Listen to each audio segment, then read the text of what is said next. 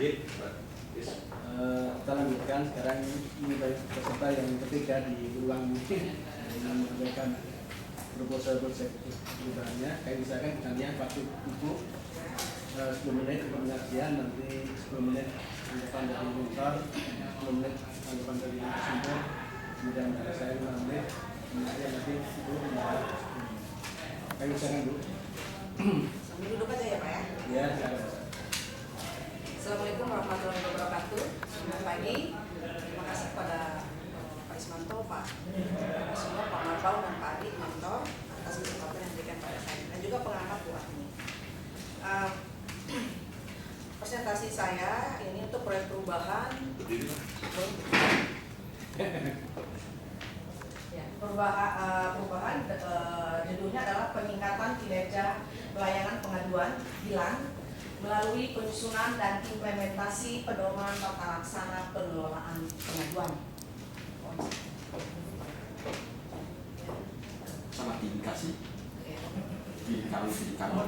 Ya, itu adalah judulnya.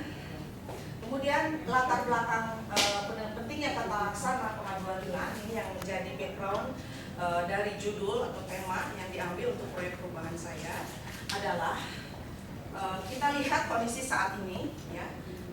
Saya berusaha untuk menggambarkan setelah melakukan beberapa pengamatan dan juga wawancara, diantara dengan Pak Bambang, ya.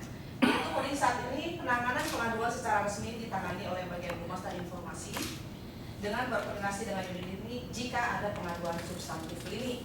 Yang kedua, adanya ketidakjelasan SDM yang menangani pengaduan di unit kerja, sehingga tidak jelas ketika akan disampaikan pada siapa ketika di unit kerja. Kemudian belum jelasnya tata laksana pengelolaan pengaduan, ya, karena memang belum ada tata laksananya yang resmi. Kemudian terdapat pengaduan yang langsung ke unit ini. Jadi pengaduan yang masuk itu masuk ke berbagai pintu, ya, dari ke unit lini, ke bagian humas, mungkin di daerah ke PKP dan STIA. Kemudian belum jelas upaya monitoring dan evaluasi terkait pengelolaan pengaduan. Jadi tidak di-sum up dari semua pengaduan ataupun keluhan. Jadi tidak menjadi istilahnya tidak menjadi knowledge based management, tidak untuk perbaikan ke depan, ya. Kemudian yang terakhir adalah media pengaduan di bagian di humas ini sebagai komisinya memakai email.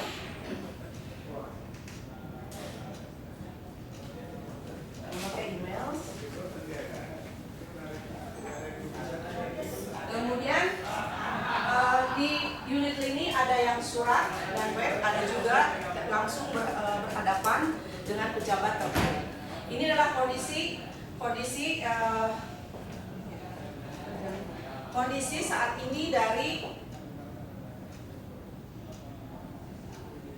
kondisi saat ini tentang pengaduan DILAN. Nah, kondisi yang di atas itu menyebabkan beberapa hal, yaitu setelah saya konfirmasi dengan unit terkait, kadang-kadang pengaduan menjadi lambat, kurang akurat karena dari staf atau dari unit lini lambat dan sebagainya, yang dijawab oleh bagian humas dan informasi. Ini yang menyebabkan kurang akurat. Kemudian tidak ada sharing, ya, tidak di split knowledge-nya. Kemudian juga tidak diambil knowledge-nya itu untuk perbaikan organisasi LAM ataupun di unit kerja. Itu kondisi yang latar belakang sehingga diambillah core ini, yaitu pengelolaan pengaduan DILAN.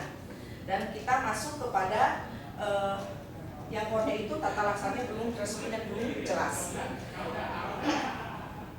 Kemudian kalau Bapak dan Ibu di sini untuk bahannya, saya berusaha dengan waktu yang sempit, tidak langsung masuk dari proposal, tapi berusaha juga memasukkan ke dalam kita memakai dari pelajar inovasi itu tim fasilitatornya memberikan instrumen kanvas untuk inovasi di instansi pemerintah. Ya. Jadi dari proposal itu saya ambil masukkan ke kanvas sebagai konsep inovasi pelayanan publik dalam hal ini pengelolaan pengaduan di LAN. Ya. Dalam proposal yang Bapak terima itu tentu ada latar belakang, ada milestone-nya, kemudian ada tujuan, ada sasaran, ada manfaat, ya. Itu mungkin bisa dilihat. Di antaranya tujuan kita ingin cepat karena salah satu akibat daripada pelayanan pengaduan seperti yang tadi disampaikan itu adalah pelayanan pengaduannya dianggap relatively lambat. Saya tanyakan itu kira-kira 3 hari, ya.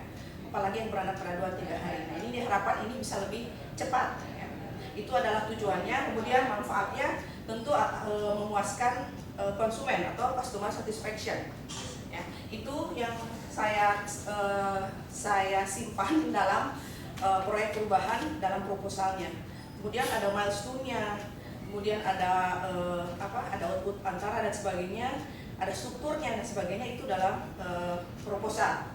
Sampai terakhir ke dokumen tim-timnya yang direncanakan untuk melaksanakan proyek ini. Ada beberapa tim yang dibentuk, tim efektif istilahnya kalau di sini. Oke, itu adalah gambaran dari proposalnya. Nah, saya berusaha untuk memasukkannya ke kanvas ini. Ya.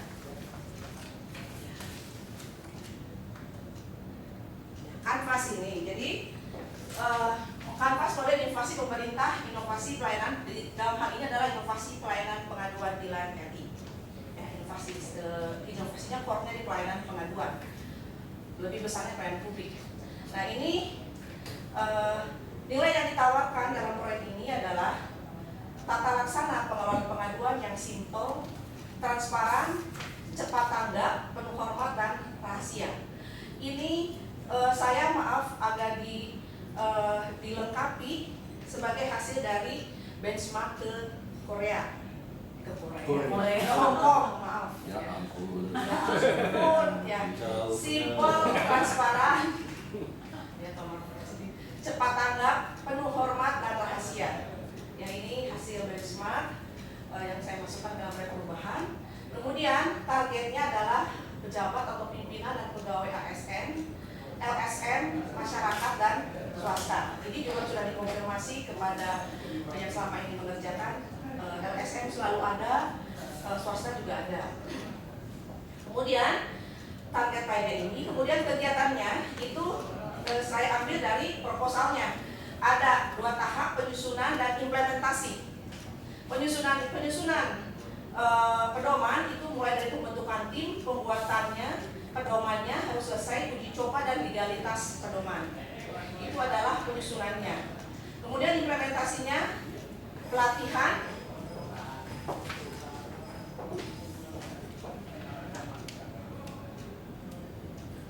itu adalah pelatihan, kampanye, campaign, kemudian ada masukan juga integrasi sistem yang sudah ada, kemudian complaint handling and public,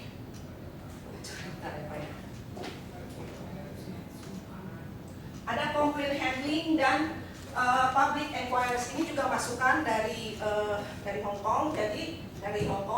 Jadi ada bagaimana implementasi dihadiri dengan complaint handling dan public inquiries, penanggulangan ataupun pengelolaan pengaduan dan dari masyarakat, dan juga public inquiries, pertanyaan-pertanyaan dari masyarakat masuk ke dalam satu sistem.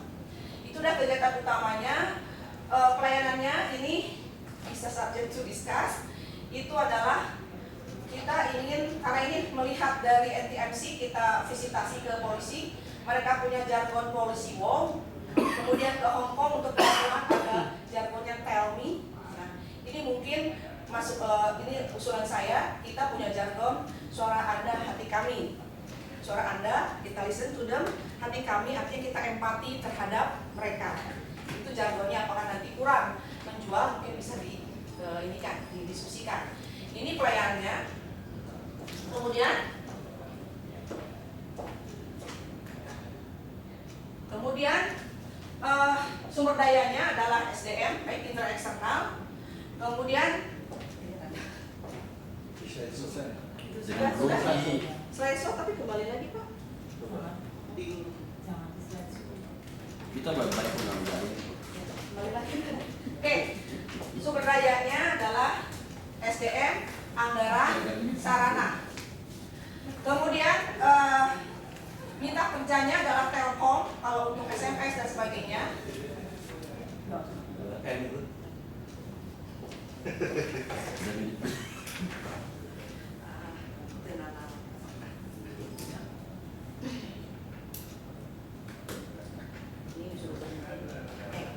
Ini mitra kerjanya Telkom, service provider, ada UKP 4 ya, kita jaringan, Kemenpanan RB, BKN dan Ombudsman dalam hal jaringan pengaduan ini.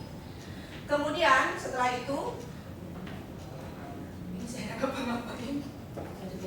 Gosok pakai letak aja sih, letak gosok pakai. Dipegang begini Pak. Kemudian setelah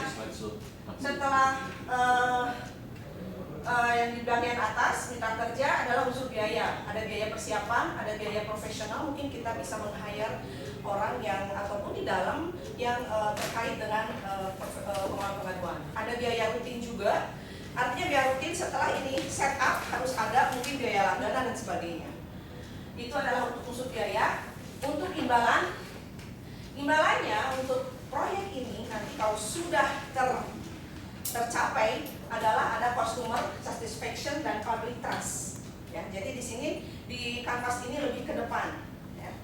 Kemudian resikonya ada yang harus kita perhatikan kalau ini sudah berjalan adalah resistensi dari user kita, mungkin saja ada perilaku tidak terkendali kedua pihak karena mungkin ada perbedaan persepsi, asymmetric understanding, mungkin ada konflik juga ketika program ini berjalan. Ya. Kalau kita lihat di Hong Kong itu ada yang sampai marah-marahan di telepon atau di surat, itu yang harus juga kita tata dari awal. Itu adalah untuk resiko. Kemudian yang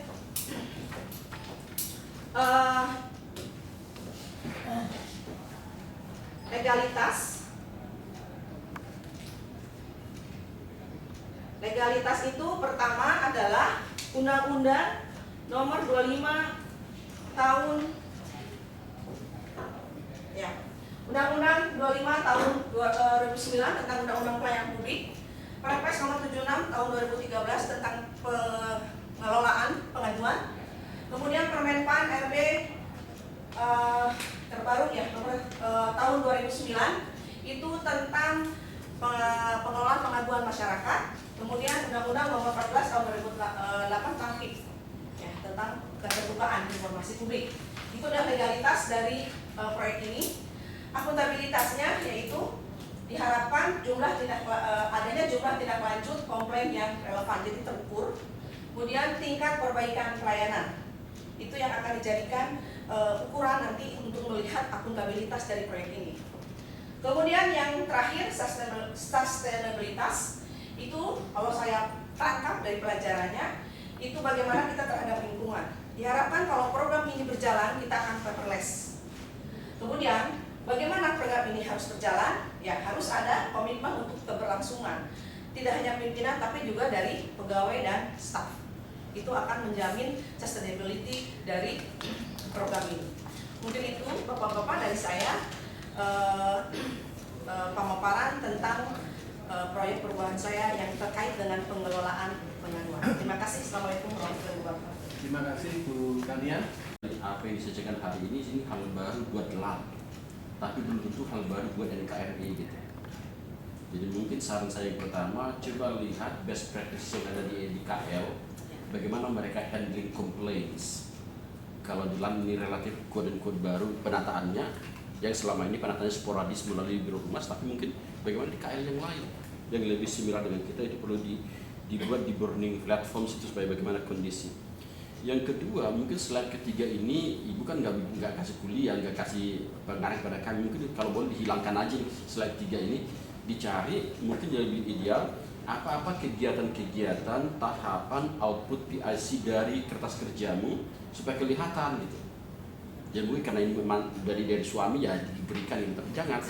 Jadi ini sumber Pak, sumber. Ya mungkin sumbernya suami gitu. Jadi dibuatin aja lebih yang kalau tadi saya senang dengan slide 2 kondisi saat ini tuh. Nah jadi mungkin yang kondisi ideal dan how to achieve kondisi ideal itu perlu akan jelas gitu kan. Karena slide 2 kan kondisi saat ini perlu dipertegas itu.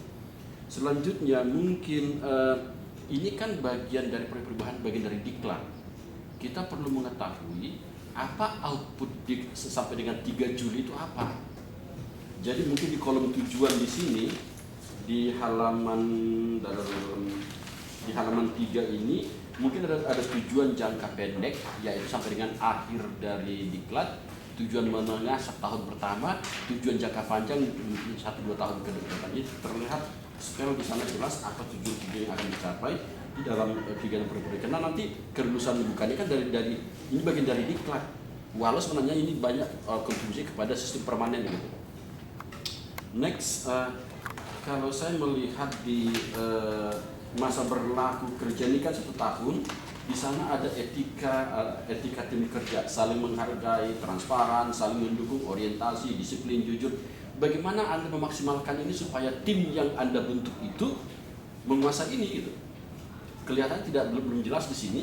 Jadi kalau tim aku nanti dia saling menghargai, transparan, apa yang aku berikan kepada mereka supaya mereka punya etika kerja seperti yang aku harapkan. Kemudian di bawahnya di yang tanpa halaman ini ada identifikasi potensi masalah atau kendala. Ada potensi kendala, ada risiko, bla bla di sana banyak sekali. Pertanyaan saya adalah apa treatment dari Ibu Kania supaya potensi kendala dan risiko ini bisa terjawab atau diminimalisir gitu. Jadi apa treatment langkah-langkah yang Ibu akan lakukan supaya deskripsi dari potensi kendala dan risiko ini bisa diminimalisir lebih baik lagi. Output dari kegiatan ini apakah nanti ada perkalaan untuk internal dan eksternal? Saya kurang jelas. Mungkin harapan saya idealnya paling tidak ini mengatur ke dalam dulu, ke LAN. Apakah LAN PKP STIA dengan pusat itu perlu menjadi acuan kita bagaimana handling komplain. Kalau di sini di halaman tertentu uji coba tata laksana pengelolaan pengaduan, mungkin kalau saya melihat secara umum banyak sekarang itu yang banyak kendala itu kan di diklat. Jadi lokus Anda diklat, jangan hanya PKP, STIA lah. Bagaimana isu-isu apa yang terkait dengan diklat, isu-isu apa terkait dengan STIA, isu-isu apa dengan PKP itu. Jadi isu dapat potret isu dari yang kita komplain nanti. Setelah dapat potret isu itu kita bisa apakah nanti per telepon, per IT, melalui surat, melalui ini siapa kan jelas gitu. Jadi letakkan dulu ditambahin di kondisi saat ini bagaimana isu-isu yang kita hadapi dalam konteks komplain dan bagaimana solusi yang kita akan tawarkan untuk menjawab permasalahan. Saya kira itu masukan dari saya Pak Is. Terima kasih. Terima kasih Pak Marbao. Sekarang giliran saya sebagai guru. Saya kira bukannya sudah sering diskusi dengan kami sendiri sebagai guru. Mungkin juga tadi ini sebagai tambahan ya, saran dan tanggapan dari kami. Yang pertama kalau saya bisa melihat gagasannya yaitu ingin memperpendek respon time. Jadi artinya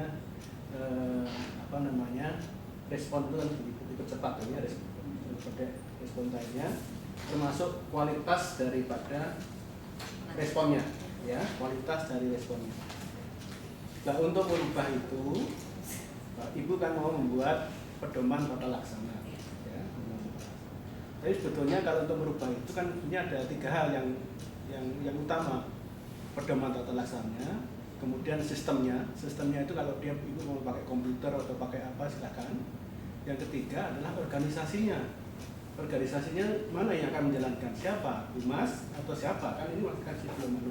Nah, mungkin itu nanti dalam pedoman tata substansi dari pasal tata laksana itu akan masuk dalam pengaturan itu.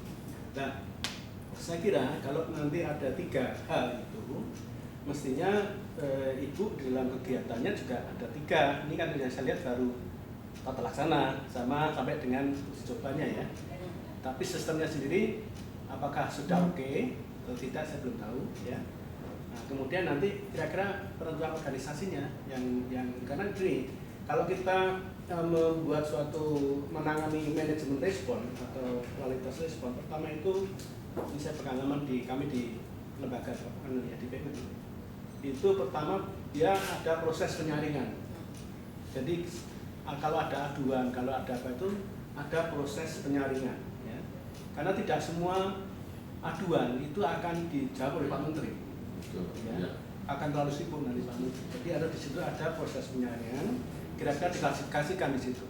Ya, diklasifikasikan mana yang urgent, mana yang serius, mana yang itu ya. Nah, nanti biasanya ada unit khusus yang membuat respon itu, nanti baru diusulkan ke Pak Kepala RAN atau siapa yang tinggal nanti Pak jadi lebih percepat waktunya Kepala RAN. Jadi itu ada proses unit itu ya. Dan ini makanya sekarang itu unit mana yang akan ditugasi itu ya.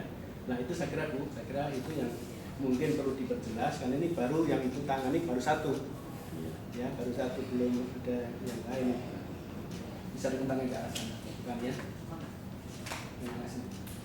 Mungkin bukannya ada waktu untuk memberikan klarifikasi. Terima kasih. Mungkin pertama dari Pak Adi, masukannya terima kasih. Terutama untuk pengintegrasian sistem tadi juga dikaitkan dengan Pak Ismanto. Mungkin nanti dengan Pak Adi ya, dengan, karena ada yang di inspektorat dan sebagainya, itu mungkin yang sedang menjadi program saat ini di LAN. Saya nanti mungkin kita akan embadi ke sana. Kemudian juga terima kasih untuk sistem monitoring dan sistem monitoring evaluasi yang kalau di sini di dokumennya saya masukkan di terakhir ya, setelah implementasi selalu ada sistem monitoring dan evaluasi. Tapi seperti apa itu mungkin nanti akan dibangun oleh tim ya. Itu yang dari Pak Adi. Kemudian untuk Pak Marpaung, maaf Pak, ini bukan karena dari suami. Maksudnya yang proyek perubahan mungkin saya agak miss. Jadi yang di proposal saya itu cenderung ke prosesnya, cenderung ke inputnya.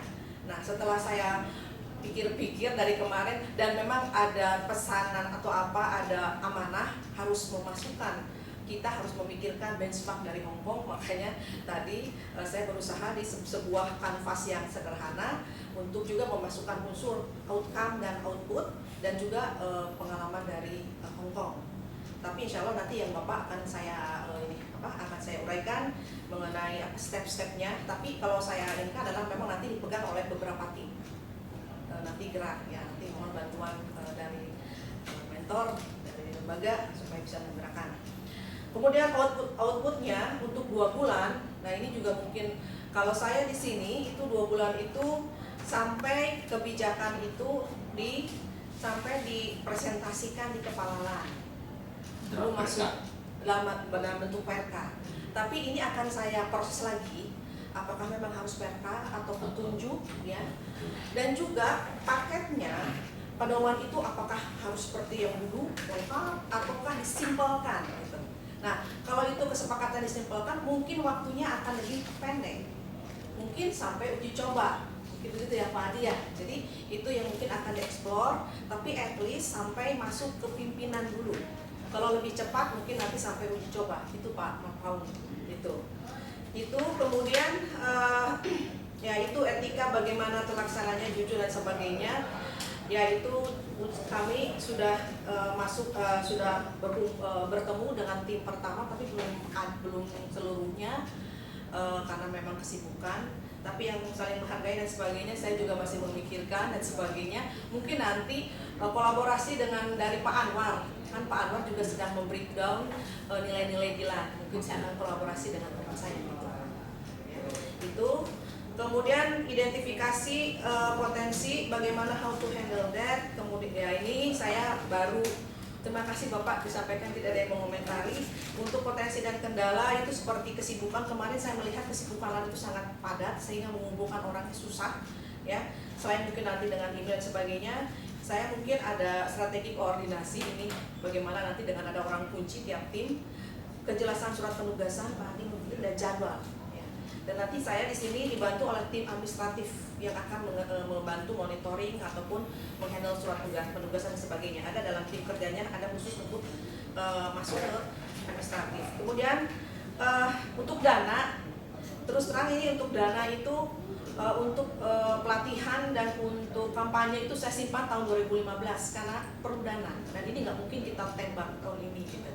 Itu ya tentu ada persuasif kepada Kabiro Umum ataupun Sestama ataupun ke Bu Peli ya, PH 2P. Kemudian komitmen anggota tim dengan strategi komunikasi persuasi.